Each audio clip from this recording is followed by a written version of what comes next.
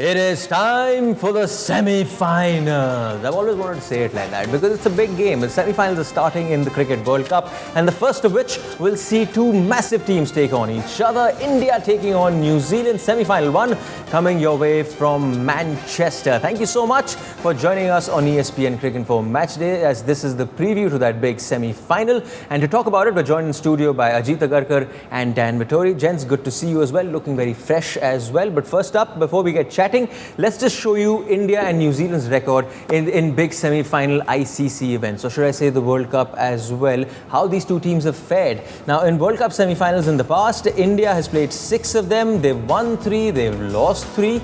New Zealand have played 7 and they've only managed winning 1 and they've lost 6. How much does that count, Dan, before a big game like this? You know, when nerves come into play? 0.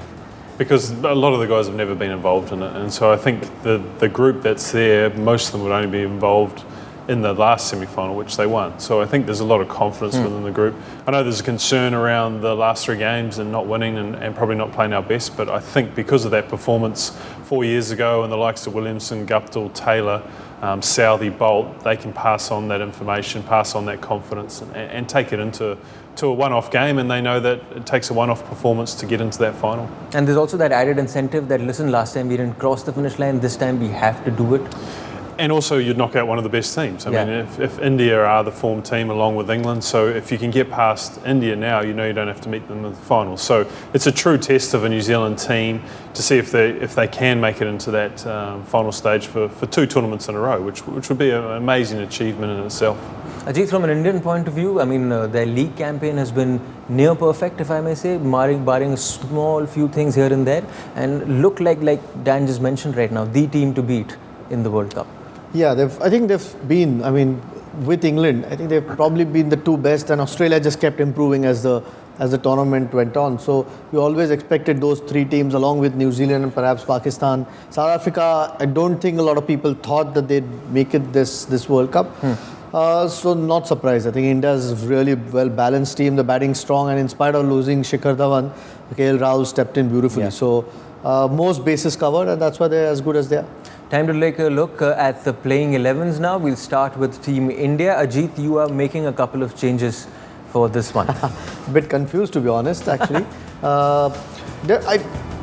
One thing I hope they do is get both wrist spinners playing. Okay. And I think they've been one of the reasons why India's been as successful as they have. Shami obviously has better form than Bhuvi behind him, and just more wicket-taking options early in the innings, whether it's with the new ball or middle of the innings at this point. So I've gone back to Shami.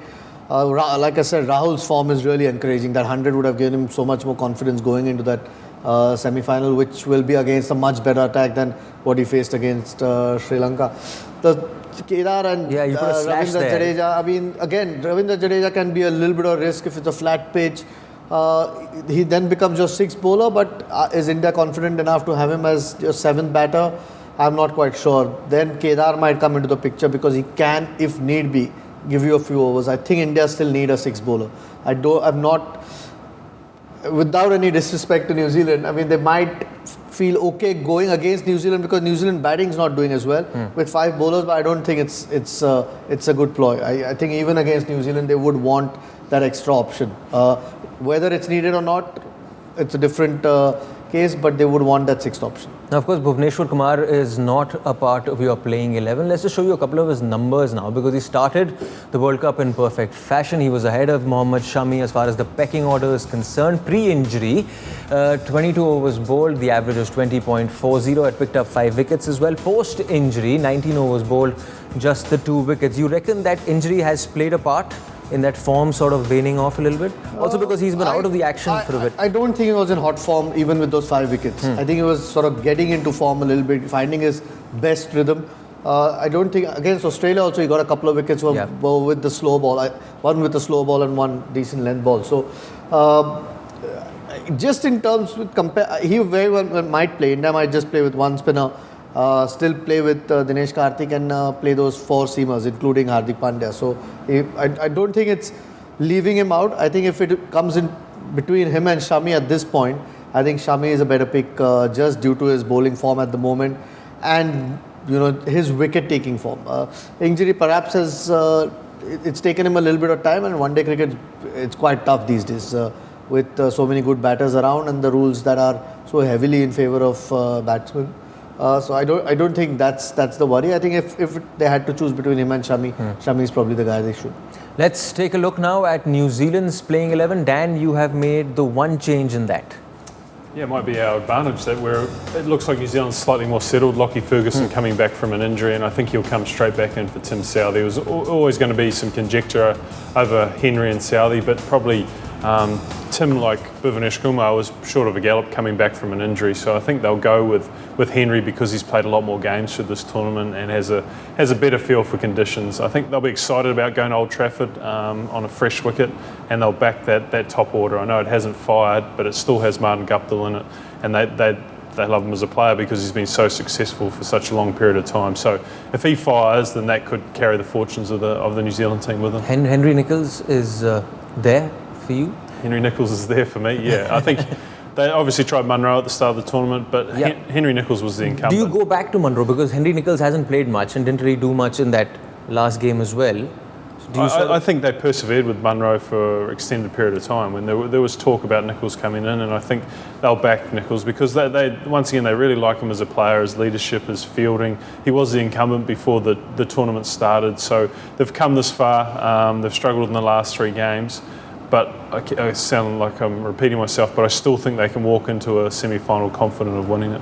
Now, of course, that was chatter on New Zealand's opening combination. As far as India's opening combination, even if Shikhar Dhawan is not a part of this tournament anymore, they've been doing pretty well. On the one hand, you got Rohit Sharma, who's got 5 centuries to his name. Yes, 5 centuries in a single edition of the World Cup. But on the other hand, you just cannot ignore KL Rahul, fresh from his century in India's final league game versus Sri Lanka, 77 versus Bangladesh, 48 of 64 versus West Indies, 30 of 53 versus Afghanistan, and of course 57 of 78 versus Pakistan. He's done a pretty good job, Ajit, you'd have to say, given that you have Rohit at the other end who can do the bulk of scoring as well.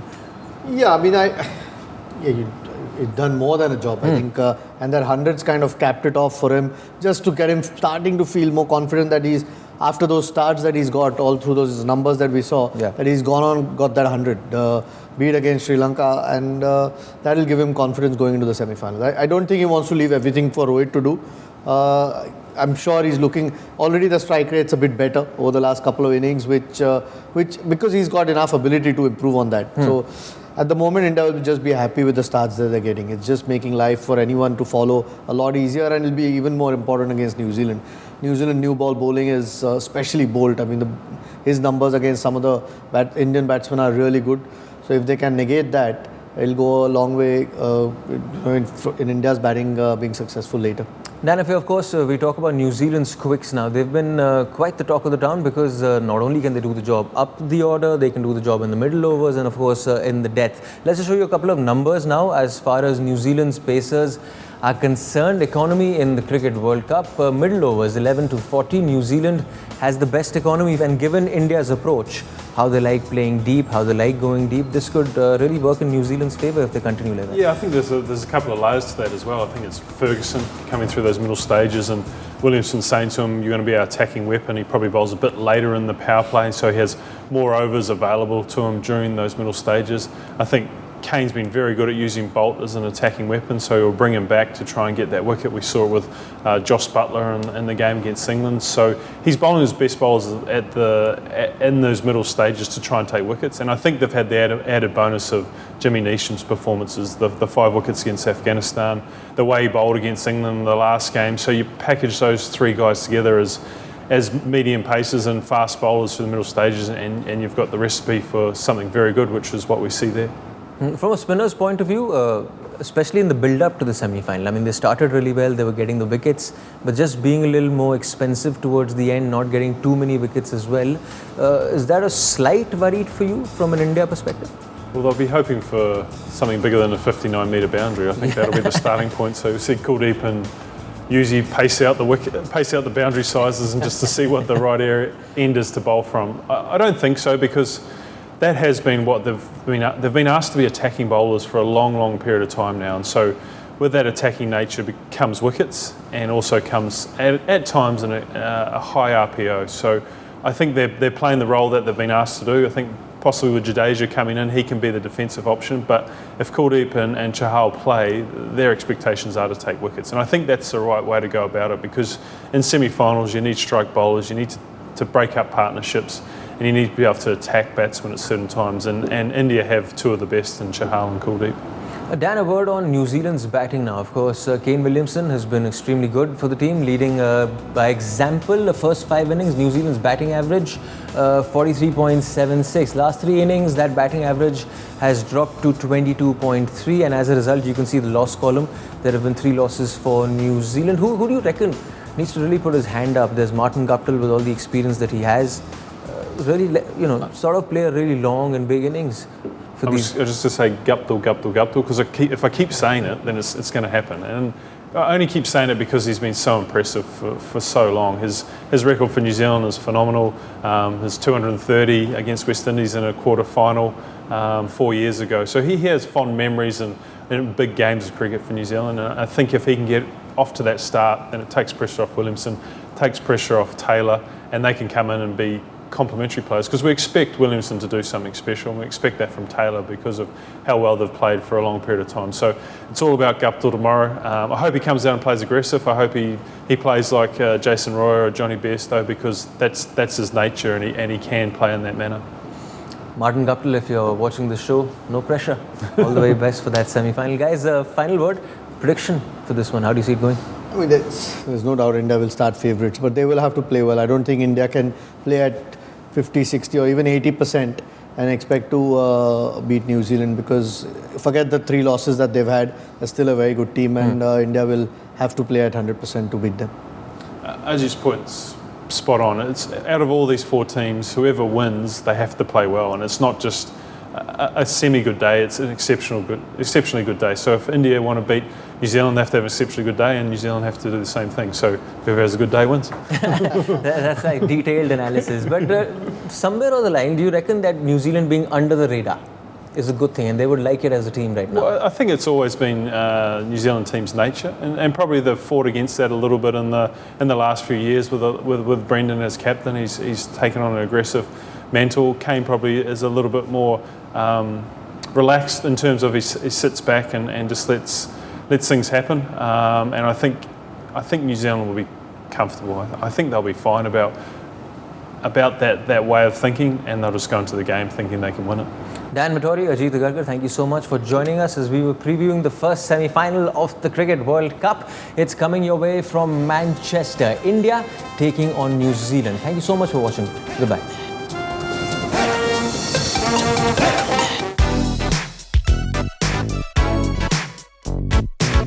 Don't forget to like, share and subscribe, and leave your comments in the comment section below.